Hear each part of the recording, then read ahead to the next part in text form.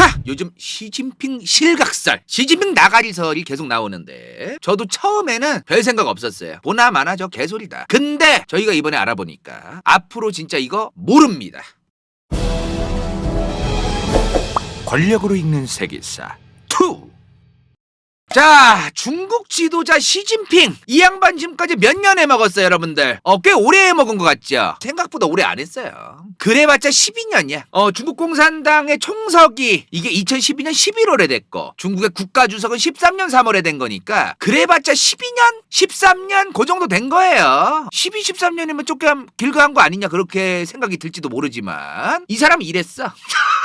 누구야 지금? 누구야? 푸틴이야. 처음에 러시아 대통령 할 때 이랬어요. 푸틴 얼굴이 젊은 거 봐 세상에. 자, 러시아 푸틴이 2000년부터 러시아 대통령을 했습니다. 중간에 이제 연임 제한 때문에 총리 가라로 하고 다시 대통령 되고 사실상 계속 해먹은 거죠. 다 따지면 2000년부터 지금까지 25년 해먹은 겁니다. 푸틴이. 자, 그리고 푸틴의 단짝 에르도안 터키 튀르키의 에르도안도 2003년부터 했어요.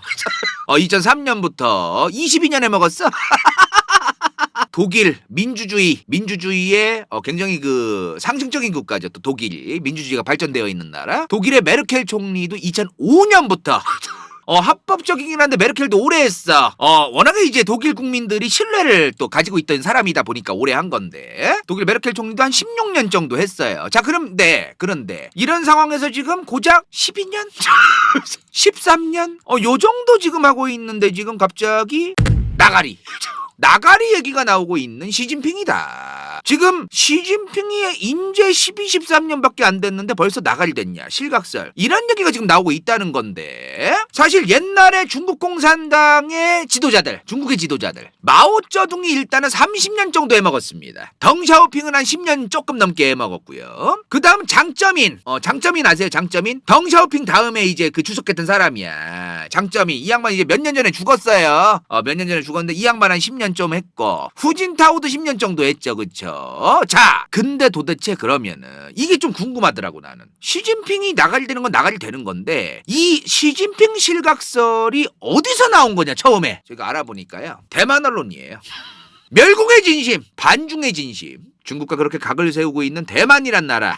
대만에서 처음에 나왔어. 자, 처음에 무슨 일이 있었냐면은 그 기억나세요? 최근에 브릭스 했잖아. 브릭스 정상회의 한 거 기억나세요? 브라질에서 브릭스 정상회담을 했었잖아요. 근데 여기 시진핑이 안 갔어. 시진핑 대신에 지금 왼쪽에 있는 중국의 국무원 총리, 우리나라로 따지면 국무총리 같은 건데 리창이라고 하는 이 총리가 대신 갑니다. 시진핑 집권 이래에 단 한 번도 빠짐없이 브릭스 정상회의를 꼭 갔어요. 이번에 근데 처음으로 이례적으로 본인이 안 가고 리창 국무원 총리를 보낸 거예요. 중국에서. 그러면서 이제 시진핑 실각설이 나오기 시작한 거죠. 처음에 발단이 이거야. 브릭스 정상회의에 시진핑이 이제 안 간다는 얘기가 나온 거예요. 처음에. 얘기가 나왔는데 이거를 처음에 보도한 데가 어디냐면 사우스 차이나 모닝포스트입니다. 그러니까 대만 언론은 실각설을 얘기한 거고 실각설 얘기를 하기 이전에 이번에 브릭스 정상회의에 정상회담을 하러 시진핑이 안 가고 리창 총리가 대신 간다. 이거를 처음에 얘기한 데는 홍콩 언론. 사우스 차이나 모닝포스트. 여기 홍콩 언론이거든요. 여기서 그 얘기를 처음에 한 거예요. 근데 사우스 차이나 모닝포스트가 뭐라고 얘기를 했냐면은 굉장히 이례적이다. 시진핑 국가주석, 중국 주석이 지금까지 본인이 집권한 이래 브릭스 정상회의를 한 번도 안 간 적이 없는데 이번에 이례적으로 본인 대신에 리창 총리를 보낸다라고 사우스 차이나 모닝포스트가 거기까지 얘기했어요. 실각설을 얘기한 건 아니지. 홍콩 언론이 실각설을 얘기한 건 아니라는 거야. 자, 근데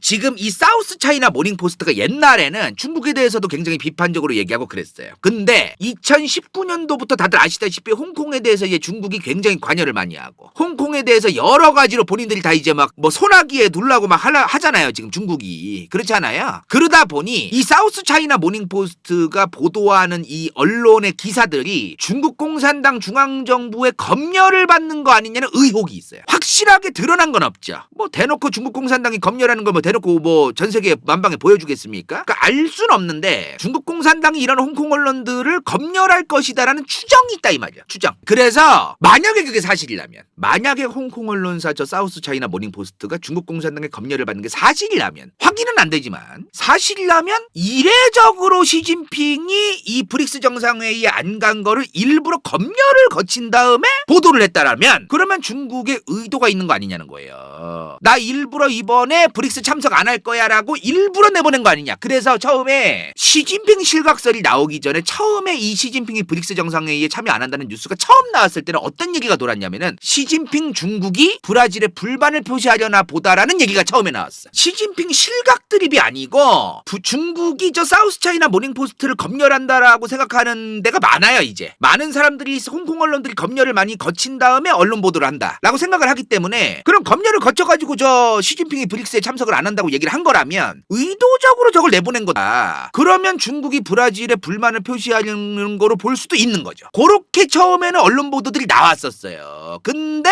대만 언론들이 브릭스 정상회의 안 가는 거 보니까 실각됐을 가능성도 제기할 수 있다. 요것도 한번 얘기해봐요. 이런 식으로 이제 나오기 시작한 거예요. 처음에. 지금 그리고 이 사우스 차이나 모닝포스트가 지금 어디 소속이냐면은 알리바바 그룹 산하에 있어요. 지금 중국 알리바바 그룹 산하에 흡수가 되어 있어. 이 사우스 차이나 모닝포스트가. 그래서 그러면 이거는 일부러 내보낸 거다. 일부러 브릭스에 안 갔다라는 거를 일부러 얘기한 거 아니냐. 이제 그 얘기가 더 지배적이었던 거죠, 처음에는. 근데 여기서 이제 대만 언론들이 저건 실각했을 가능성도 제기할 수 있는 거다, 이런 식으로 이제 얘기가 된 거예요, 이제. 근데 대만 언론들 얘기하기 이전에 지금 어떤 상황이 있냐면은, 중국이 브라질에 조금 불만이 있을 법한 상황이 있기는 있습니다. 뭐가 있냐면은, 이번에 브릭스 정상회의에서 룰라 대통령이 뭐라고 했어요? 저 왼쪽에 있는 사람이 룰라 대통령이잖아. 이 양반 뭐라고 했어? 브릭스는 비동맹 운동, 제3세계, 우리는 제3세계의 후계자다. 중국 편도 아니고 러시아 편도 아니고 미국 편도 아닌 제3세계, 그 어디에도 속하지 않는 우리는 그런 존재다라는 걸 굉장히 부각하고 강조했어요. 그러니까 이게 중국 입장에서는 저거를 뭐 일부러 저렇게 부각할 필요가 뭐가 있어, 저 새끼도 저거, 요런 생각이 드는 거지. 중국 입장에서는 그게 불만일 수도 있어요. 처음에는 브라질에다가 불만을 표시한다는 얘기가 저도 좀 더 이제 와닿았던 거죠. 자, 근데 대만 언론에서 실각을 얘기하든가 말든가 솔직히 잘 안 들었어, 사람들이. 왜냐면 대만 언론이니까. 중국에 대해서 일부러 어그로 끌고 그러는 거 좋아하니까 대만 언론사들이 뭐 그냥 그런가 보다 했던 거예요. 굉장히 많은 전 세계 언론들도. 자, 근데 이 사람 미국의 백악관 전 옛날에 미국에서 트럼프 1기 행정부 때 국가안보보좌관을 했던 사람입니다. 마이클 플린. 이 마이클 플린이 트위터에 글을 올린 거예요. 현재 중국에서 분명한 권력 교체가 일어나고 있다. 중국 공산당의 핵심 관리자들이 중국 국민들의 신뢰를 잃고 있다. 이런 글을 트위터에 올린 거예요, 이번에. 그러면서 이제 삽시간으로 그냥 시진핑이 실각된 거 아니냐, 이거 뭐. 시진핑이 이제 나가리는 거 아니냐. 여기서 이제 터진 거예요, 여기서. 그러니까 실각설 드립이 처음에 나온 본질은 여기였다는 거죠. 사실상 떡밥이 여기서 나온 거야. 사실상 큰 떡밥이. 일단 이 마이클 플린 이 사람도 오바마 정부 오지게 깠고 트럼프 캠프에서 일했고 군인 출신이고, 그리고 이런 고위급 장성 출신들이 미국에서 저런 그 트럼프 정부 같은 데서 안보 같은 거를 담당하면요 굉장히 보수적이고 약간 좀 네오콘이라고 하죠. 네오콘. 네오 컨설베이티브라고 해서 네오콘이라고 해요. 그러니까 신보수주의자. 이 네오콘들이 사실 좀 신뢰하기가 다 어려워요. 왜냐면 얘네가 뭐가 있냐면은, 본인들이 생각할 때 안보 위협이 되는 중동아랍에 있는 어떤 나라, 아니면 중국 같은 나라가 요만큼 뭐를 했어. 그러면은 중국이 씨발 전 세계를 그냥 우리 미국을 위협한다. 됐다. 좀 이런 식으로 좀 해요. 물론 안보에 대해서 민감하게 반응할 수 있어. 문제는 뭐냐, 그러다 보니 저런 민감하게 반응하는 사람들도 있을 필요가 있기는 있는데, 문제는 전부 다 그렇게 민감하게 반응을 하는 경우가 많으니까 저 사람들의 말을 100% 너무 다 확실하게 믿기는 어렵다라는 거예요, 제 얘기는. 마이클 플린도 살짝 그런 낌새가 있어. 이 양반도 그런 게 있어. 그래서 좀 글쎄요. 좋아. 맨 처음에 이 마이클 플린을 통해 가지고 이제 전 세계적으로 이제 시진핑 실각설이 막 퍼졌다. 알았어. 자, 근데 그렇다면 진짜로 정말로 이 시진핑이 실각될, 나가리 될 가능성이 지금 얼마나 있을까가 중요한 거잖아요. 지금 실제로 그 가능성을 우리가 한번 생각해 볼 필요가 있는 거잖아. 실각이 지금 이미 안 됐는데, 일단 안 됐지만 정말로 실각될 가능성이 얼마나 있을까. 자, 그거를 이해하려면 중국의 중국 공산당이라는 이 권력 시스템을 이해해야 됩니다. 시진핑이 무슨 군대를 이끌고 와서 쿠데타 일으켜서 지금 정권 12년째 해먹는 거 아니거든요. 어찌되었든 이 중국 공산당이라고 하는 중국의 시스템, 이 일당 체제 안에서 이 사람도 뽑힌 거란 말이야. 시진핑도. 중국에서 가장 권력서열이 높은 사람은 시진핑이 아닙니다. 중국 공산당이에요. 중국 공산당. 이거를 반드시 이해해야 돼. 이거를 이해하지 않으면은 굉장히 표면적으로 껍데기밖에 이해할 수밖에 없어요. 중국의 권력서열 1위는 중국 공산당입니다. 시진핑이 아니에요. 시진핑 위에 중국 공산당이 있다고 봐야 돼요. 모든 중국의 정치 권력의 모든 거에 위에 가장 최상위에 있는 건 중국 공산당이다. 물론 북한은 아니에요. 이게 북한 조선노동당 당인데 북한의 권력서열 1위는 조선노동당이 아니에요. 김일성, 김정일, 김정은이지. 북한은 그런데 중국은 아니라는 거야. 중국 헌법 제1장 1조입니다. 중국 공산당의 영도가 뭐냐면은 지도하고 이끌어 나가는 거예요. 위대한 조선노동당 총비서이신 김정은 위원장의 영도 아래 이 영도라는 말 쓰잖아. 북한 애들도 그 영도야. 중국 공산당이 이 국가, 중국이란 국가를 영도하는 건 중국 특색 사회주의의 가장 본질적인 특징이다. 중국이란 국가는 중국 공산당이 영도한다 이 말이야. 중국이라는 국가의 본질은 중국 공산당이다 이거예요.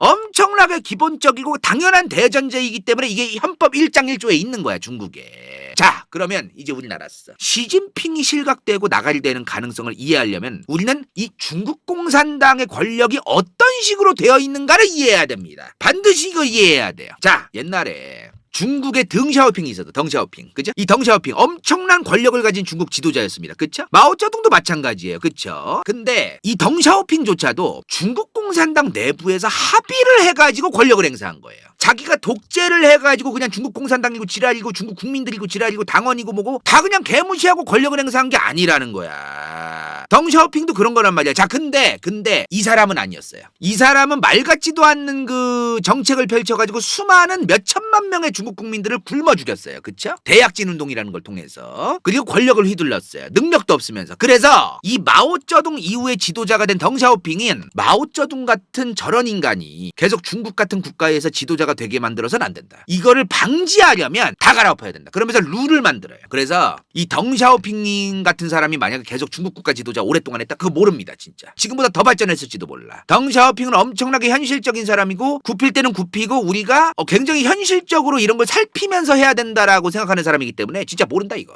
지금보다 훨씬 더 발전했을지도 모른다. 자, 덩샤오핑은 뭘 만들었냐? 일단 이거 굉장히 중요합니다. 중국의 지도자의 임기는 5년이다. 근데 그걸 2번까지만 할 수 있다 이거예요. 그래서 10년까지 할 수 있다. 이게 국룰이야 이제. 덩샤오핑 때부터 저게 국룰이 된 거예요. 자, 근데 아까 앞서 말했지만 지금 보면은 마오쩌둥 덩샤오핑 빼고 장점인 10년 정도 했어요. 후진타오 10년 딱 했습니다. 그쵸? 결국에 이걸 따른 거야. 장점인도 89년부터 2002년까지 했다고는 하는데 결국에 장점인도 후진타오한테 넘겨줬어요. 결국에 저 덩샤오핑이 얘기해놓은 저 룰 때문에 정점인도 어쩔 수 없이 2002년에 후진타오한테 넘길 수밖에 없던 거예요. 결국에는 넘긴다는 겁니다. 무슨 말인지 이해되시죠? 근데 지금 시진핑은 그걸 깼어. 시진핑은 3기 집권 3년임을 공식화했단 말이에요. 그래서 저걸 깬 거예요. 시진핑은 장점인 후진타오까지 이어지는 그 2번까지만 5년을 할 수 있는 총 10년을 할 수 있는 5년을 2번 해가지고 10년을 할 수 있는 그거를 시진핑은 깼다. 근데 시진핑이 깼으니까 독재 아니냐? 시진핑이 저걸 깼으니까 이제 권력서열 1위고 지가 다 해먹을 수 있는 거 아니냐? 그렇게 생각하면 안 된다는 거야. 시진핑이 저 2번까지만 할 수 있다는 룰을 깬 것조차도 중국 공산당의 합의를 통해서 결정됐다는 겁니다. 자, 그래서 우리는 중국 공산당의 권력 구조를 이해하고 넘어가야 돼요. 저거조차도 시진핑 혼자 한 게 아니라는 겁니다. 시진핑이 저렇게 3번 헤쳐먹고 4번 헤쳐먹고 5번 헤쳐먹을 수 있는 것도 중국 공산당이 오케이를 해야 된다는 거예요. 일단 중국 공산당의 권력 구조 대략 이거 굉장히 기본적인 거야. 대략 이렇게 되어 있습니다. 일단은 중국 공산당의 총석이 제일 높은 직이죠. 시진핑이 있어요. 그 아래에 정치국 상무위원 7명이 있어. 이게 중국이 대외적으로 이 7명이 중국 공산당을 다스리는 거로 되어 있습니다. 물론 우리는 다 알죠. 시진핑이 지금 저 중국 공산당에서 가장 높은 한 명이란 걸 알지만 대외적으로는 이 정치국 상무위원 7명 여기 보면 총석이 포함이야. 즉 시진핑도 이 정치국 상무위원 7명 중 한 명인 겁니다. 총석 이면서 동시에 정치국 상무위원도 하는 거예요. 시진핑은 이 7명이 집단 지도를 한다 이거야. 집단 지도. 중국 공산당이라고 하는 거죠. 7명이 다 같이 운영하는 것이다. 최상위에 7명이 있다고 봐요. 그래서 시진핑이 자기가 가기 싫어. 뭔가 좀 별로야. 내가 갈 급도 아니야. 쟤네들 요새 마음에 안 들어. 그러면 이 정치국 상무위원 7명 중에 아무나 한 명 보내요.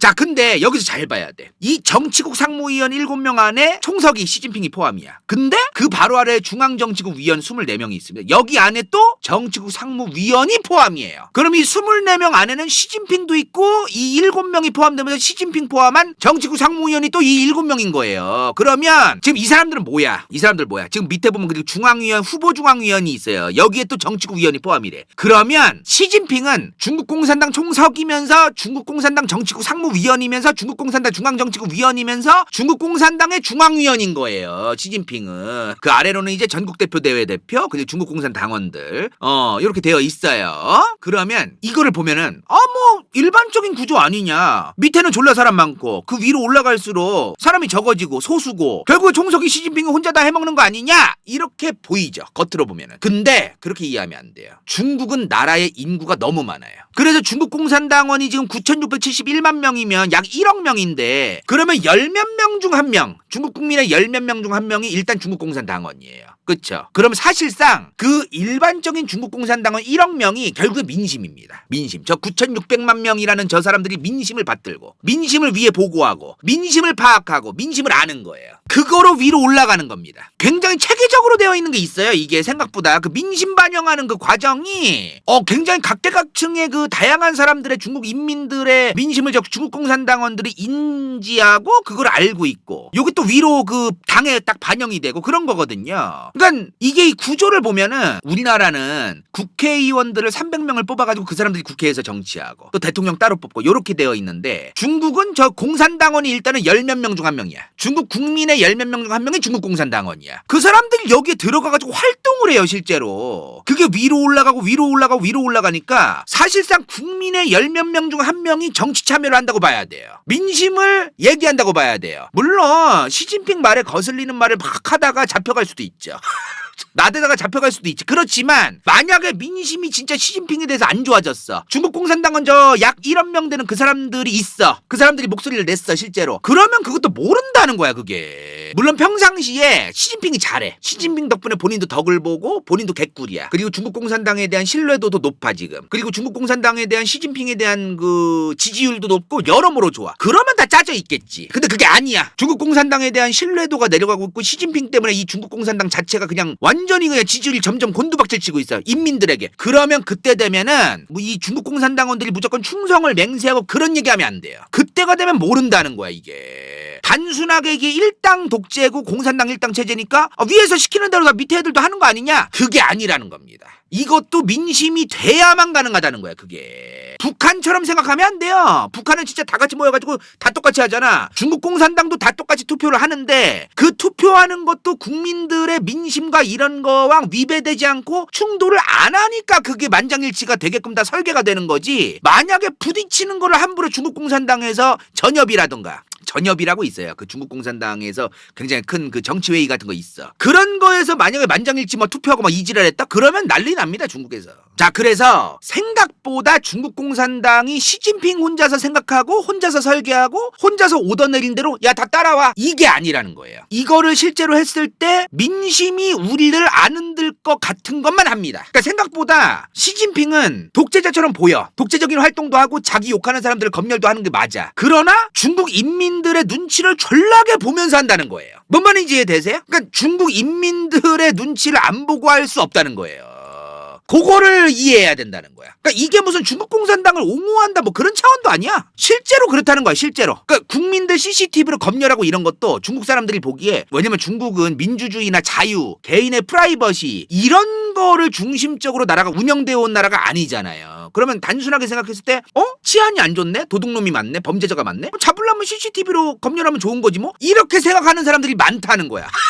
나라가 다르다 보니까, 문화가 다르다 보니까 우리나라도 내 프라이버시나 그런 거 상관없이 길거리에 CCTV 많이 깔아달라. 이거를 미국이나 서방권 가가지고 얘기하잖아요. 굉장히 불쾌해요. 아니 우리 동네에 내 집 앞에 왜 CCTV를 설치해가지고 왜 내 집 앞을 감시해야 돼? 기분 나빠. 이렇게 얘기하는 사람들이 굉장히 많거든요. 우리나라 사람들만 해도 그런 거 깔아주면 좋지 뭐 이렇게 생각하잖아. 그러니까 이게 나라 문화권마다 동아시아, 아시아, 또 서양권 너무 다르기 때문에, 근데 또 한국이랑 중국이 또 다르기 때문에 이 다름에서 이해가 안 되는 것까지 그냥 안 듣겠다. 그러면 안 된다는 거지. 중국 공산당이라는 이 일당 체제가 일당 체제 독재다. 이렇게 표현할 수 있겠지만 일당 안에서의 당내 민주주의라는 게 있다는 겁니다. 뭔 말인지 이해되세요? 당내 민주주의. 그러니까 중국 공산당은 하나의 당이고 일당 독재라고 우리 같은 자유민주주의 국가들은 표현하지만 저 일당 안에서도 당 안의 민주주의, 당 안에서의 그런 게 어느 정도 있다는 거예요. 물론 이게 우리 같은 자유민주주의 국가가 보기에 굉장히 탁월한 민주주의라고 평가할 수는 없어요. 그냥 그래요, 솔직히.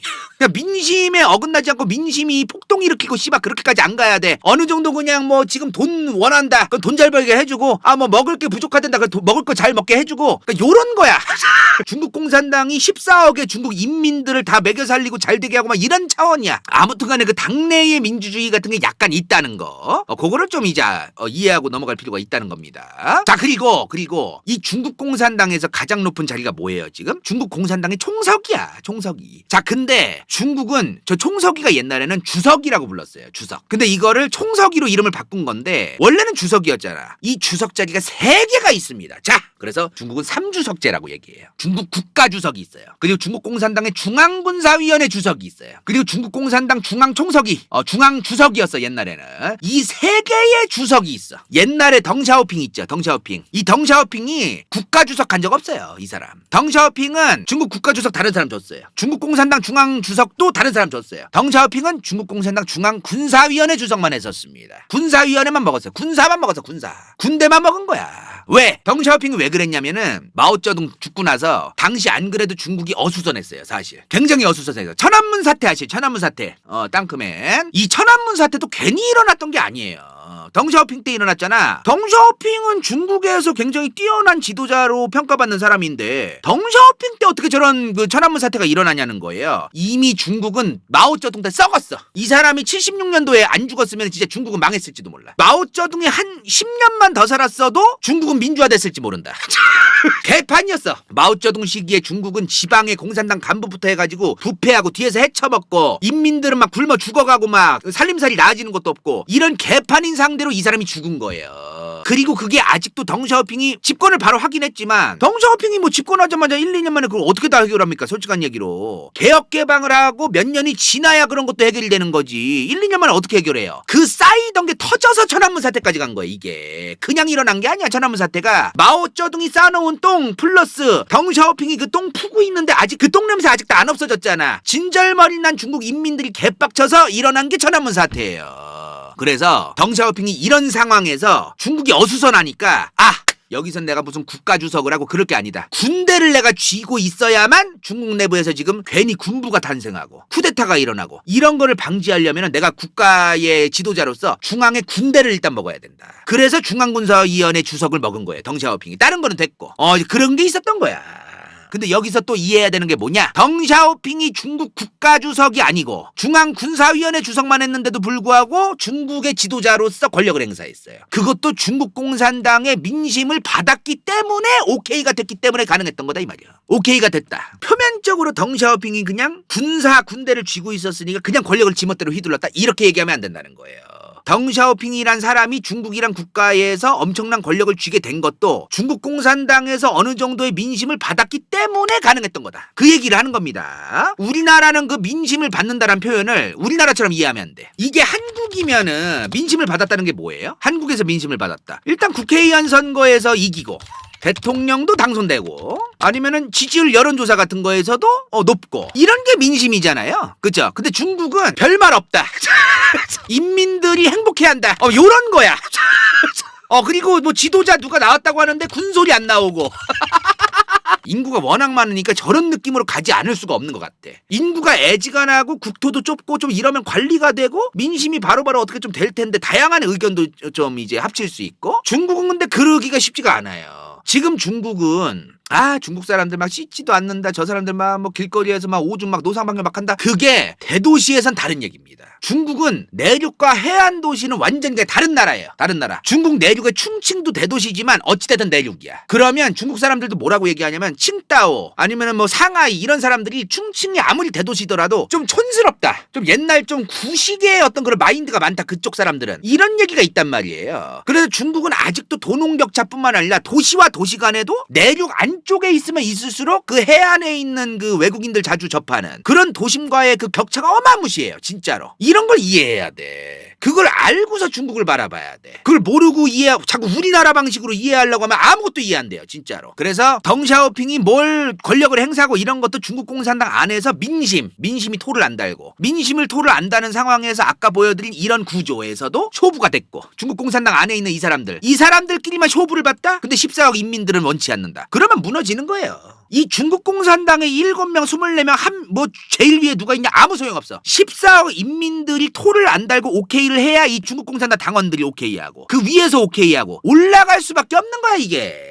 그거를 이해해야 된다 이 말이야. 지금 말한 중국 공산당 안에서의 당내 민주주의 이게요 협의도 되고 자기들끼리 토론도 하고 이런 게 있어요. 중국 공산당 안에. 근데 이게 만들어진 게 덩샤오핑 때입니다. 그럼 뭐야 지금? 마오쩌둥 때는 없었단 얘기예요. 그게 제대로. 간다요가 지금까지 말한 저 중국 공산당 안에서의 토론과 민주주의 이런 거 이건 마오쩌둥 때는 없었다고 봐야 됩니다. 덩샤오핑 때 만들어진 거예요. 마오쩌둥은 그 당내 민주주의 이런 걸 다 개박살내고 지 혼자 다 해먹으려고 그랬어요. 일단 마오쩌둥은 2차 세계대전 때 장제스랑 중국이 안에서 내전했잖아. 기억나시죠? 국공내전. 중국 공산당이 이 만주 동북삼성을 시작으로 우르르 내려오는 거죠. 그러면서 국민당이 개박살나기 시작하는 겁니다. 그렇죠? 이 국공내전을 2차 세계대전 끝나고 나서부터 했단 말이에요. 1945년, 46년, 47년, 48년, 49년 이렇게 4, 5년 정도 했단 말이야. 자, 근데 이 국공내전 하기 전이었던 42년에서 45년 이때부터 지 맘에 안 드는 애들 싹 다 조져놨어요. 마오쩌둥은. 자기한테 반항하고 그런 사람들 다 날려버리고 디테일하게 설명드리면은 소련 출신.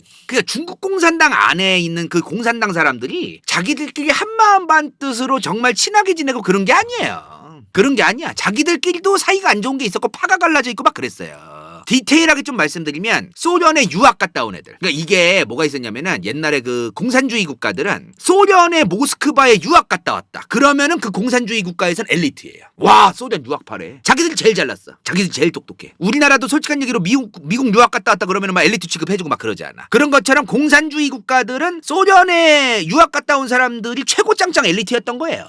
근데 마오쩌둥처럼 유학 안 갔다 온 사람들 이런 사람들 입장에서는 소련에 유학 갔다 온 애들이 재수없는 거야. 앉아서 책상에서 씨발 공부만 하던 새끼들, 현실도 모르는 새끼들, 책만 쳐다보고 현실은 모르는 새끼들이 니들이 뭔데 뭐 얘기를 하느냐고 이런 게 있던 거예요. 그래서 이런 소련 유학파라던가 마오쩌둥 말 안 듣는 다른 애들까지 다 잡아 족친 게 바로 1942년부터 45년까지다.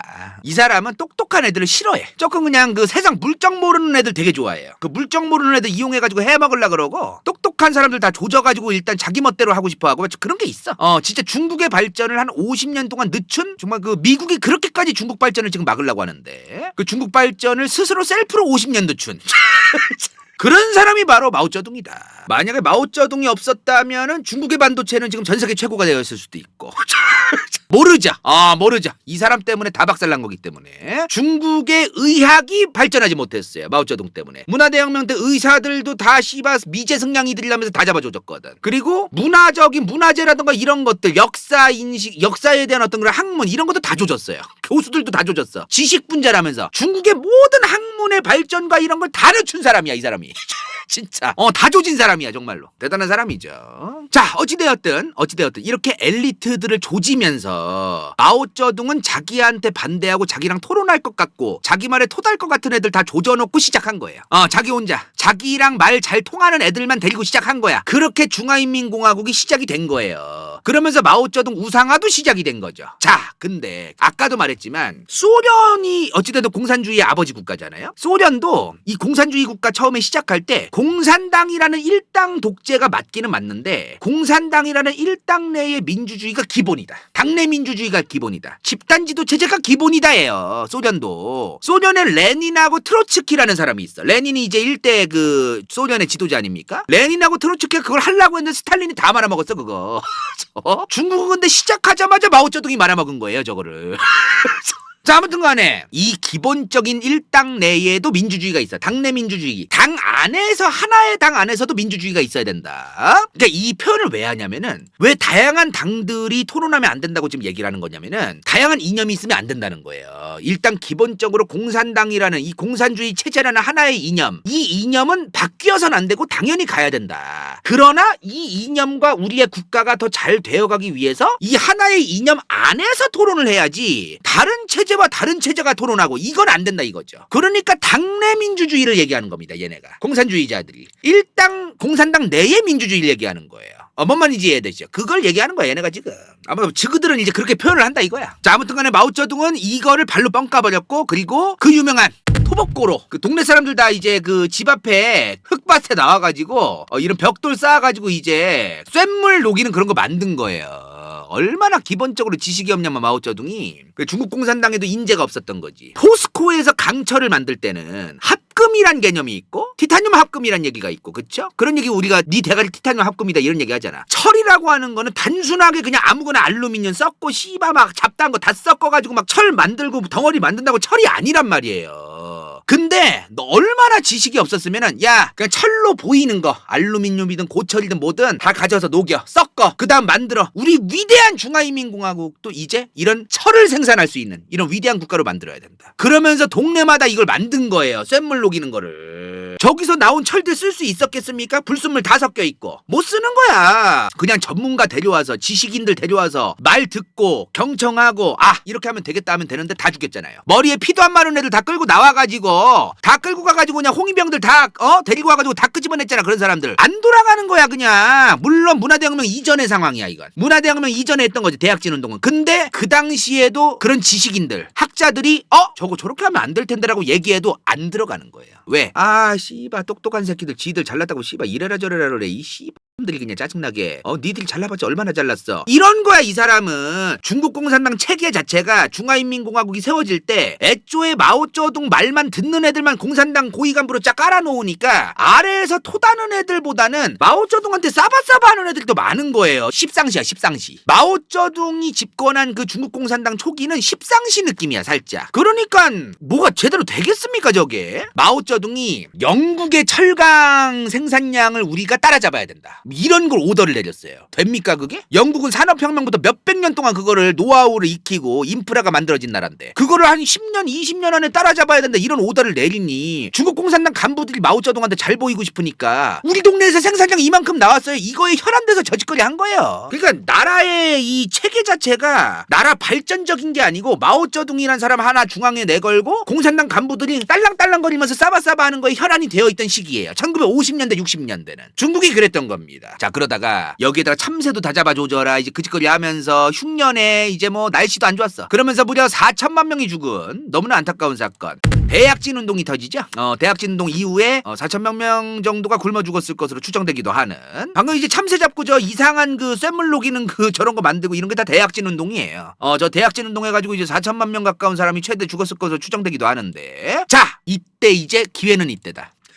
드디어 당내 민주주의 해야 된다. 집단 지도 체제 해야 된다. 언제까지 마오쩌둥 혼자서 저짓거리 해가지고 나라 개판 만들 거냐. 이런 생각 가지고 있던 사람이 기회는 이때다 목소리를 내기 시작합니다. 그래서 마오쩌둥도 이제 눈치를 보면서 똑똑한 나 조진 줄 알았는데 씨발 아직 살아있었네. 씨발 그냥 더럽네 그냥 개 같은 거. 그러면서 살짝 짜져요. 조용히 뒤로 가. 근데 마오쩌둥이 이제 한 몇 달 그렇게 살아보니까 나 이 개 같은 거 생각해보니까 내가 이 중국에서 제일 짱이고 내가 제일 신격화되어 있고 내가 제일 위대한 사람인데 내가 왜 이런 취급받아야 돼? 내가 왜 이런 취급받아야 되냐고. 그러면서 슬슬 시동을 걸어요. 슬슬 시동을 걸어. 그러면서 이제 홍위병들 앞세우고 별짓거리 다 해. 별짓거리 다 해. 마오쩌둥 초상화 들고서 이제 학생 이 머리에 피도 안 마른 애들 다 깔아놓고 막 이 짓거리 해 막. 그러면서 생긴 게 문화대혁명인 거예요. 지가 또 헤쳐먹으려고. 그게 문화대혁명이야. 정말 중국의 50년 발전을 뒤처지게 만든. 지금 이 상황이 왜 벌어지고 있는 거야 지금. 지금 이런 상황들이 왜 일련의 상황들이 왜 벌어지고 있던 거예요. 중국 공산당의 집단지도 체제 당내 민주주의랑 마오쩌둥이라는 독재하고 싶어하는 인간이 계속해서 티격태격하고 있었던 거예요. 그런 과정에서 이런 일이 있었던 거야. 무슨 말인지 이해되시죠? 일당 당내 민주주의 집단지도 체제를 하고 싶었지만 마오쩌둥은 못하게 막았고 지가 다 해먹고 싶었고 그런 게 있었다는 겁니다. 그러다가 이제 드디어 마오쩌둥이 죽었어요. 1976년도에. 이때부터 드디어 이제 중국의 발전이 시작됩니다. 그냥 마오쩌둥이 죽고 덩샤오핑이 집권한 시기는요 중화인민공화국이 새로 건국된 느낌이야. 완전히 그냥 다른 거야. 그러니까 다른 나라예요. 내가 보기엔 그래. 거의 그런 급으로 봐야 돼. 덩샤오핑은 마오쩌둥의 지난 20년에서 30년 사이에 그 병크를 보면서 두 가지를 배웠어요. 뭘 배웠냐? 개인에게 권력이 절대 집중돼서는 안 된다. 그리고 개인에게 권력이 집중되진 않지만 나라가 혼란스럽기 때문에 마오쩌둥이 쌓아놓은 똥을 제대로 덩샤오핑이 빨리 못 치워서 그리고 그걸 단기간에 치울 수도 없을 뿐더러 그 타이밍에 천안문 사태까지 일어났잖아요. 그런 혼란기를 덩샤오핑이 보면서 개인에게 권력이 절대로 집중돼서는 안 되지만 그럼에도 불구하고 최종 승인권을 가진 사람은 있어야 된다. 나라가 혼란스러우니까 리드를 하고 리더십 있는 사람이 있기는 있어야겠지만 한 명에게만 집중돼서는 안 된다 이거예요. 그러니까 어떻게 보면 좀 모순적인 얘기지만 필요한 것들을 얘기한 거죠. 덩샤오핑은 당시에 중국에 필요한 거를. 그러면서 이제 얘기가 나온 게 뭐냐면 아까 말한 것처럼 덩샤오핑이 중국 공산당의 주석 아니면 중국 공산당의 총서기 중국 공산당 군사위원회 주석 이것들을 5년 임기로 2번까지 총 10년까지만 할 수 있게끔 만들고 이제 그랬던 거예요. 자, 근데 여기서 잘 들어요. 진짜 중요합니다 이거. 덩샤오핑이 지도자 자리에서 내려온 다음에 그 다음 지도자가 누구예요? 장쩌민이야. 장쩌민 이 사람. 이 양반 2022년에 죽었어요. 죽은 지 얼마 안 됐어. 장수에다가 죽었는데 덩샤오핑 때 무슨 일 있었어요? 땅크맨. 천안문 있었잖아. 천안문. 마오쩌둥이 쌓아놓은 똥들 때문에 이제 중국 국민들의 민심이 이제 폭발한 겁니다. 폭발하면서 이게 일어났다고 했어요. 그쵸? 1989년 4월입니다 이게. 이때 중국 상하이시의 서기장이었어. 그러니까 우리나라로 따지면은 상하이시가 중국의 최대 도시잖아요. 그럼 우리나라의 최대 도시가 수도면서 최대 도시가 서울인데 서울시장 같은 거야. 물론 이제 베이징이 이제 수도긴 하지만 중국은 수도가 제일 도시가 아니에요. 경제나 뭐 여러모로 이제 최고는 이제 상하이이기 때문에 그 상하이시의 서기장이었어. 이 장쩌민이. 근데 천안문 사태가 베이징에서만 일어난 게 아니에요. 천안문 사태는 이제 그 사건들을 이제 부르는 단어고 그렇게 학생 시위라든가 천안문 시위에 동참한 사람들이 대도심에서 많았어. 중국의 지역에서. 그중에 상하이시도 있던 거죠. 근데 그 상하이시에서 민주화 시위하다 학생들을 이 장쩌민이 만나요. 만나서 구라를 쳐. 뭐라고 얘기를 하냐면은 야 학생들 니네 그래 나는 너네가 애국심을 가지고 있다는 걸 안다. 애국의 마음으로 지금 이런 시위를 벌인다는 걸 안다. 근데 이 시위를 평화적으로 끝내자. 평화적으로.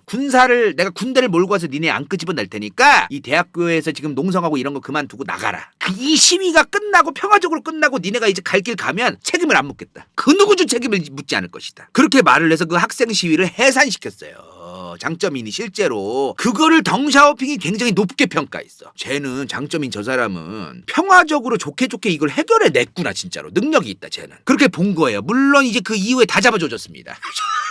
그 시위대가 해산되자마자 군인들 다 뿌려서 집집마다 쫓아가 다 잡아들였어요. 다 조졌어. 아무튼 덩샤오핑 입장에서는 이런 걸 꽤 괜찮게 본 거예요. 당시 천안문 사태가 일어날 즈음에 덩샤오핑이 바라보는 중국이란 나라는 본인의 지도자로서 이런 게 해결돼야 된다 지금.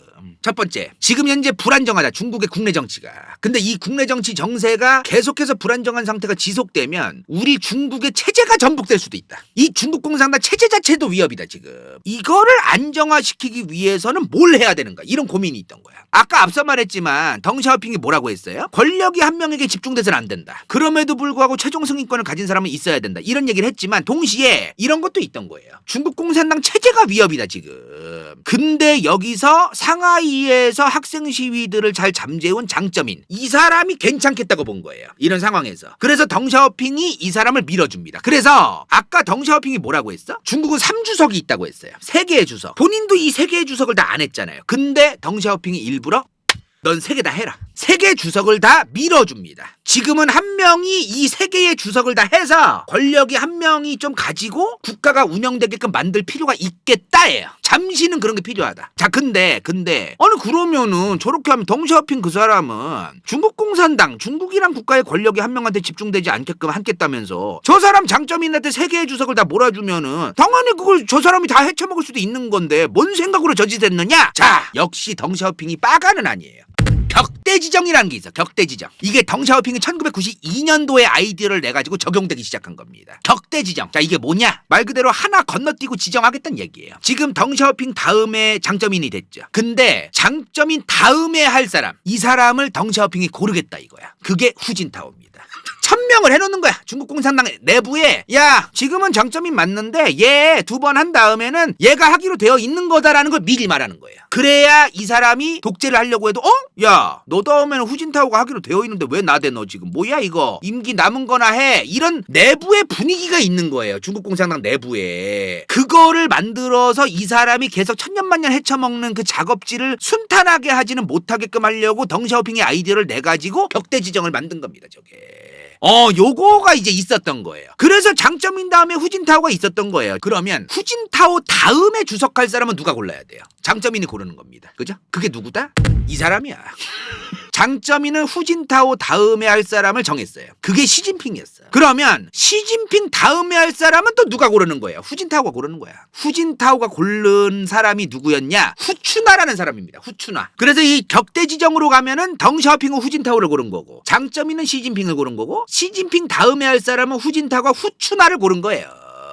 그런 상황이 있었던 거야. 그러니까 이미 후진타오가 국가주석을 할 때, 중국 지도자를 할 때 시진핑이 그 다음 국가주석이 될 예정이었기 때문에 박근혜 캠프에서 2012년 대선 이전에 2008년, 9년 막 이럴 때 이명박 정부 다음에 박근혜 정부가 들어설 가능성이 높았잖아요. 분위기상. 그러니까 박근혜 후보 캠프에서 아직 대선 기간도 아닌데도 시진핑이라는 사람을 일부러 박근혜라는 당시 한나라당 의원을 만나게 하고 막 그랬어요. 일부러. 미리 만나놓으면 좋겠다 해가지고. 어차피 이 사람이 주석이 곧 될 거니까 몇 년 뒤에. 그런 게 있었어. 시진핑이 어차피 저 격대 지정에 따라서 후진타오 다음에 주석이 될 예정이었으니까 그랬던 거죠. 자, 근데 지금 이 후추나가 누구냐 그러면. 지금 후추나가 안 했네요. 원래 같으면 시진핑이 임기 10년 2번 했으면 그 다음에 후추나가 돼야 되는데 지금 후추나가 안 됐어. 그죠? 시진핑이 3년임을 결정했잖아요. 그쵸? 이 양반 지금 직책이 뭐냐면은 중국 인민정치협상회의 정협이라는 게 있어요. 그럼 뭐 부주석이야. 근데 자, 이거 아셔야 됩니다. 이 사람이 어떤 직책에 있든 간에 알바노예요. 그건 중요하지 않아요. 뭐가 중요하냐? 이 총서기 바로 아래에 정치국 상무위원 7명이 들어가 있냐가 중요한 겁니다. 중국 공산당에서는 이 사람이 뭐 총리다, 뭐 부주석이다, 뭐 그게 중요한 게 아니에요. 그게 중요한 게 아니고 이 정치국 상무위원 7명에 들어가 있냐가 중요한 겁니다. 지금 이 정치국 상무위원 7명이 누구냐면은 시진핑. 아까 앞서 보여드렸죠. 이 총서기, 공산당 총서기 시진핑도 이 상무위원 7명 중 한 명입니다. 여기 안에 일단 시진핑이 들어가. 그리고 국무원 총리 리창도 들어가. 전인대 상무위원회 주석도 들어갔어. 근데 이 직책들이 중요한 게 아니라는 거예요. 직책들은 다양한 직책들이 저 상무위원 7명에 들어갈 수 있어요. 고위직이지 대부분. 근데 이 안에 후추나가 없잖아 지금. 그러면 안 된 거야. 나가리야.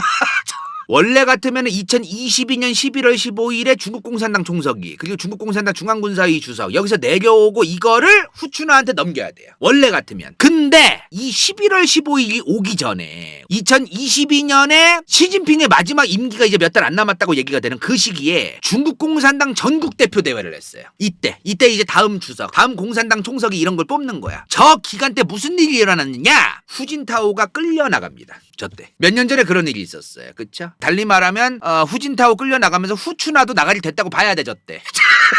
지금 이 서류에 뭐가 적혀 있냐면요. 다음 공산당 총서기, 다음 중앙군사위 주석이 누군지가 적혀 있었대요. 후진타오가 만지작거리던 저 서류에 후추나 이름이 있는지를 봐야 될 거 아니야. 이제 후진타오가. 아마도 후진타오는 저 자리에 후추나 이름이 들어가 있을 거라고 당연하게 생각했던 것 같습니다. 아마 그랬을 것 같아요. 근데 아닌 거야. 아니니까 이제 열받은 거지 후진타오가. 아마도 그랬던 것 같습니다. 자, 아무튼 저 자리에서 이제 후진타오 끌려가고 이제 시진핑의 3년임 세 번째 연임 5년을 더한다. 2022년에서 27년까지 벌써 2년밖에 안 남았어요.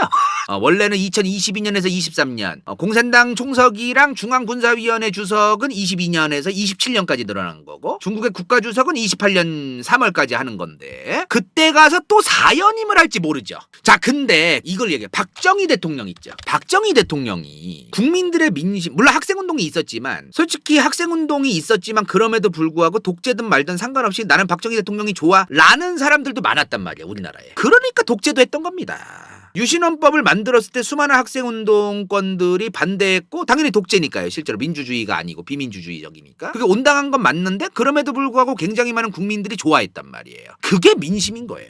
그러니까 시진핑이 3년임을 하는 거라는 거야. 시진핑 3년임이 시진핑이 권력을 다 잡고 뭐 쥐고서 막 자기 혼자 다 독단으로 단순하게 그렇게 하는 게 아니라는 거야. 자기가 서기장이고 내가 지금 기존의 대통령이고 서기장이니까 나 다음에 또 할 거야. 다 닥쳐. 이런 느낌으로 생각하면 안 된다는 거야. 지금 시진핑이 그리고 3년임이 가능한 게 뭐냐면요. 중국은 당내 민주주의라고 하는 게 생긴 지 얼마 안 됐어요. 덩샤오핑이 처음에 만들었어. 당내 민주주의 마오쩌둥이 말아먹은 거 다시 해야 된다. 자, 그래서 이제 장점인 후진타오 왔어. 그 다음에 이제 시진핑이야. 그래봤자 여기서 이게 잘 발현이 되게끔 해야 되는데 시진핑은 저 당내 민주주의가 굉장히 잘 발현되게끔 하는 걸 원치 않았던 것 같아요. 그쵸? 이 사람은 어찌됐든 독재를 원해. 그러나 완벽한 독재는 못해. 시진핑은 중국이란 국가의 완벽한 독재를 할 수는 없어요. 지금 그 정도의 민심은 아니야 솔직히. 시진핑이라는 사람이 아무리 지금 국가주석 3년임이 됐어도 이 사람이 천년만년 하게끔 중국 국민들이 원한다? 그 정도는 아니에요. 그리고 지금 중국이 어떤 상황이에요? 트럼프라던가 미국이라던가 바이든 정부도 마찬가지야. 이미 트럼프 정권 때부터 중국을 공격했고 미국이, 중국도 이제 미국에 대항하고 있고, 바이든 정부 들어가지고 그게 수그러들었습니까? 아니죠. 바이든 정부는 쿼드라던가 오커스라던가 칩4라던가 별짓을 다 해서 더 압박했어요. 경제적으로 압박하고 동맹을 이용해서 압박했어요. 2007년 8년 이후부터 지금 현재까지 미국이 중국을 계속해서 봉쇄하려고 하고 압박하려고 하는데 중국 국민들이 무슨 생각하겠어? 여기서 우리가 공고히 해야 되고 미국에 대해서 대항해야 된다라는 모습을 보여주고 이런 게 또 있을 거라면 중국 내부 분위기가 지금 요거를 일단은 인지할 필요가 있다는 거죠. 그런 것도 시진핑의 3년임이 오프콜스가 된 배경이라는 거죠. 그런 걸 또 보셔야 된다. 시진핑이 코로나 때 막 봉쇄하고 그러면서 어찌되었든 민심을 많이 잃었어요. 봉쇄에서 이제 민심을 잃었어. 그러나 봉쇄가 이제 좀 풀렸잖아 어느 정도. 그 이후에 시진핑에 대해서 지금까지도 안 좋게 생각하는 사람들도 있겠지만 그 사람들이 대다수는 아닐 수도 있다는 거죠. 대다수면은 당연히 지금 나가리 됐었어야지. 그런 상황이라는 거지. 그래서 지금 이거를 좀 이해해야 돼. 시진핑은 마오쩌둥급, 그러니까 지금의 마오쩌둥 아니지. 솔직히 지금 2025년에 중국 사람들이 마오쩌둥 좋아해봤자 얼마나 좋아하겠습니까? 옛날에 뭐 우리 국가의 상징적인 사람이고 이 정도지. 마오쩌둥 주석 덕분에 진짜 지금의 중국이 있어 이렇게 생각하는 빠가가 어디 있어요? 중국을 말아먹기 직전이었던 사람인데 솔직한 얘기로 맞잖아요. 근데 1950, 60년대의 마오쩌둥은 신급 존재야. 거의 뭐 신격화된 존재였단 말이야. 1950, 60년대의 마오쩌둥만큼 2025년도의 시진핑이 그 정도냐? 아니라는 거지. 근데 시진핑이 실각이 되려면 중국 내 민심이 정말 장기적으로 중국 공산당 내부의 분위기에까지 영향이 어마무시하게 갈 정도로 가야 시진핑도 실각이 될 거라는 겁니다. 그러면 지금 가타부타 중국 내부가 어떻냐 마냐 이 얘기를 할 게 아니고 그냥 중국의 일반적인 국민들의 생각이 어떤가를 봐야 돼요. 그게 중요합니다. 중국의 일반적인 국민들의 생각이 어떤가가 오히려 더 정확하다. 중국 사람들이 시진핑을 엄청 안 좋아해도 뭐 엄청 싫어하지도 않는다? 그러면은 제가 볼 때 실각까지 얘기할 건 좀 그거는 좀 개바 아닌가 싶어요. 그리고 아까 말했다시피 뭐 격대 지정을 정했다. 장점인 다음에 후진타오 다음에 시진핑 다음에 후추나가 됐어야 됐다. 이것도 역사가 너무 짧기 때문에 잘 안 됐던 거가 있고 이런 중국의 특수한 상황, 굉장히 비민주적이고 당내 민주주의도 제대로 똑바로 안 돌아가는 이 상황, 이런 것 때문에 저 꼬라지로 돌아가고 있구나 중국이 지금. 그렇게 좀 알 필요가 있다는 거예요.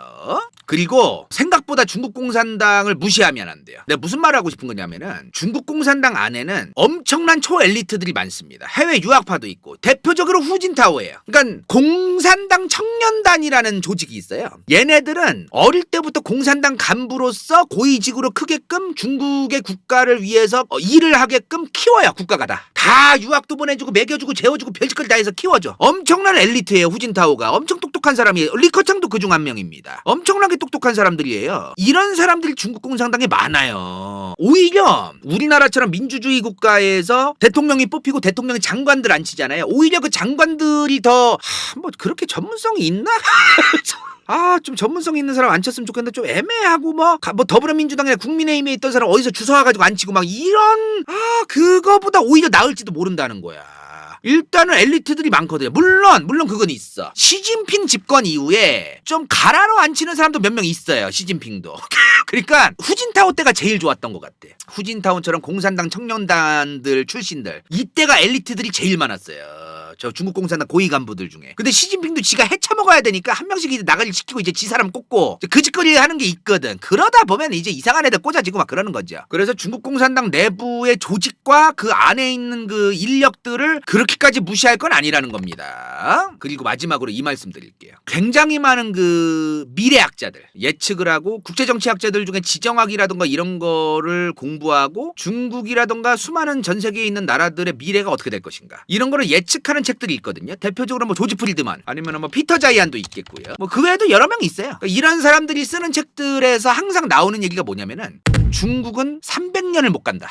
이런 말들이 종종 나와요. 굉장히 자주 나와. 자, 중국 대륙에서 옛날에 무슨 주나라, 무슨 뭐 씨발 뭐 상나라 요런 나라 빼고 중국에서 그나마 나라답게 구성이 좀 되어 있던 나라 한나라라고 봐야 됩니다. 그러면. 근데 이 중국 한나라가 기원전 202년부터 기원전 220년까지니까 422년 갔어요. 저것도 근데 너무 옛날이야. 그쵸? 그 다음 오래간 나라가 송나라입니다. 근데 고려시대 때예요. 기원 후 960년부터 1279년까지 갔어요. 그럼 전 319년 간 거거든요. 근데 저것도 잘 봐야 되는 게 뭐냐면은 송나라가 319년 갔지만 저 319년 중에 약 150년에서 200년은 거란의 요나라, 여진의 금나라 이런 거 튀어나오면서 또 남쪽으로 또 쳐발리고 막 난리도 아니었어요. 송나라도. 그래서 송나라라는 국가의 명성으로만 보면은 이름으로만 보면 300년이 넘었지만 그것도 좀 달리 보는 사람들은 그렇게 보지도 않는다.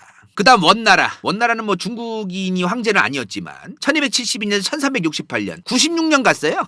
그 다음 명나라 청나라 똑같습니다. 둘 다 276년 갔어요. 자, 중화인민공화국 1949년 10월 1일에 마오쩌둥이 이제 마이크에 대고서 이제 국가 선포를 했는데 2025년 현재까지 고작 76년 됐습니다. 100년도 안 됐어요. 나라가 크면 인구가 많고 그만큼 권력투쟁이라던가 지방에서 이상한 쿠데타 조직이 발생되거나 뭐 이런 게 발생할 가능성이 좀 있어요. 그리고 민심을 바로바로 못 받고 민심을 바로바로 파악을 못 해가지고 국가 운영하기가 힘들고, 그러니까 저 중국 대륙이란 저 거대한 대륙이 하나의 국가로 오랫동안 존속하기란 정말 힘듭니다. 너무너무 불리해요. 그 어떠한 나라보다 불리합니다. 중국은. 그러니까 전 세계가 경악할 것 같은 전 국민 CCTV 박아놓고 막 전 국민 감시하고 별짓거리 다 하는 거야 지금. 자, 그리고 마지막으로 오늘 방송하면서 채팅창 여론도 별로 좋지 않아요. 중국 얘기만 나오면 우리나라가 반중 정서가 워낙 심해졌기 때문에 지금 상황이 안 좋은데, 중국에 대한 호감도와 비호감도 이거는 일단 차치하고요. 중국이 망하면 뭐가 좋을까요? 우리나라에 한번 얘기해 주세요. 중국이 망하길 원하는 사람들이 많더만 우리나라에 요새. 망하면 뭐가 좋아질까요? 자, 중국 내부가 불안해지고 중국이 망했어. 내부가 불안정해져가지고 막 여러 나라로 쪼개지거나 쿠데타가 일어났어. 그럼 중국 내부 경제도 안 좋아지고 내부가 불안정해지겠죠. 그럼 우리나라가 중국을 통해서 벌어들이던 무역을 해가지고 먹고 살던 그 직업들이 다 사라질 겁니다. 작살나겠죠. 그리고 중국 내부에서 이제 이 중국 대륙에서 못 살겠다면서 불법 체류자를 각오하고 해외로 빠져나가는 사람들이 늘어날 거예요. 근데 비행기를 타고 가기 힘듭니다. 그게. 그러면 배를 타고 가거나 이런 식으로 바로 근접해 있는 나라로 보통 갑니다. 그럼 한국, 중앙아시아, 동남아 요런 데로 가게 되어 있어요. 러시아로도 갈라나요? 그럼 이제 우리나라에도 불법 체류자들이 굉장히 더 많아지겠죠. 그리고 미국은 한국보다 이제 일본을 더 신경 쓸 가능성이 높다고 저는 생각합니다. 많은 전문가들도 그렇게 생각을 할 것 같아요. 제 생각에는. 중국이란 국가를 견제하는 거에 있어서 한국이란 국가의 필요성이 더 내려가고, 그럼 한미동맹이 약화되고 미일 동맹만 더욱더 강화되는 그런 상황이 발생할 수도 있다는 거. 왜? 중국이 그나마 짜증나게 미국을 하니까 한미일 삼각동맹 얘기도 나오는 거예요. 만약에 중국이 그렇게까지 짜증나게 안 하면 한미일 삼각동맹 말고 미일 동맹만으로도 가자는 것도 굉장히 괜찮은 생각입니다. 미국 입장에서. 왜냐하면 한미일 삼각동맹 하면 일단은 돈이 더 들어요. 일단은 인건비 더 써야 돼요. 일단은 하나의 국가가 더 추가되니까 더 머리 아파져요. 여러모로 피곤해지는 거야 사실은. 일본은 절대로 버릴 리가 없어요. 미국은. 옛날부터 이제 주구장창 이제 감자유 채널에서 말해왔지만 일본을 버릴 이유가 하나도 없습니다. 미국은. 근데 한국은 글쎄요. 중국이 망하면은 글쎄요. 중국이 망하지 않았을 때 미국과의 관계를 굉장히 돈독히 만들고 그러는 게 또 한국한테 필요한 자세고 여러 가지가 또 필요하겠어요. 그렇죠? 일본은 왜 안 버리는데요? 중국도 없는데. 자, 미국 입장에서 이 태평양이란 바다에서 해군력과 공군력을 계속 운용하는 거, 그거는 그냥 기본적으로 가는 겁니다. 어느 나라가 망하든 안 망하든 상관없이 가는 거예요. 그거는. 무슨 말인지 이해되세요? 동북아시아에서 해군력과 공군력을 장악하려면 누가 있어야 돼요? 일본이 있어야 돼요. 태평양 건너서. 필리핀이 있어야 되고 대만이 있어야 돼요. 인도네시아도 있어야 돼요. 호주랑 뉴질랜드도 있어야 돼요. 그냥 있어야 되는 거예요. 근데 일본이 있는데 굳이 한국? 한국은 반미주의자도 많고 가끔 미국말 듣지 마라 자주국방 얘기하고 우리 미국에게 의존하려고도 잘 안 하려는 사람들도 너무 국민적인 여론이 많고, 일본 얘네는 뭐만 하면 그냥 우리 미국이랑 잘 지내려고만 하고 말 잘 듣고 그런다. 그럼 둘 중에 선택하라 그러면 누굴 선택하겠어요? 당연히 일본이지. 상식적으로 그렇지 않습니까? 그렇죠? 아무튼 이런 현실적인 여러 가지가 있기 때문에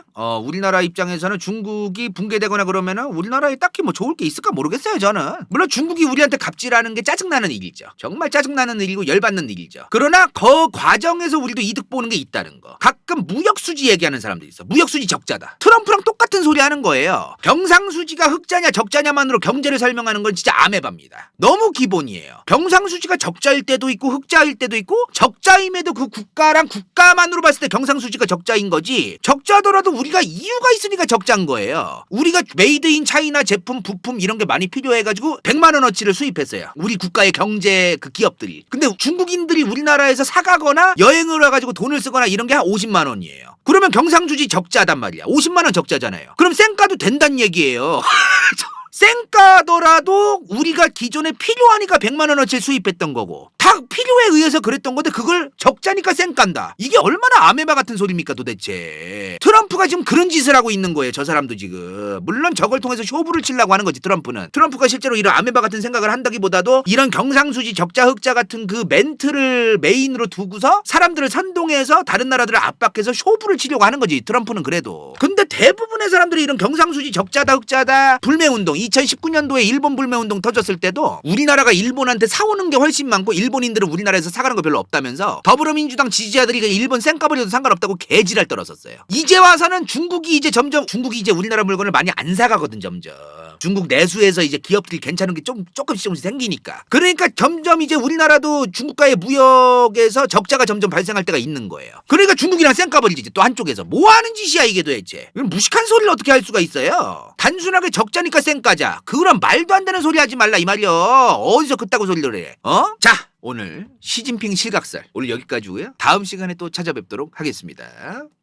아끼 인생동반자 저기 반리 성형외과 인재고택 학인다 간다요 후원자 당근 정유진 공인노무사 강동현 김희경 부추 vs 더 월드 은빛마술사 간호는 갱다 최영인 러블리 20 수리성 시육필 크로스카 돈이 많은 미수와 김승호 홈런볼 저지방 우유맛 효왕 칠레 제이파 미우스. 이건 재밌을지도 몰라.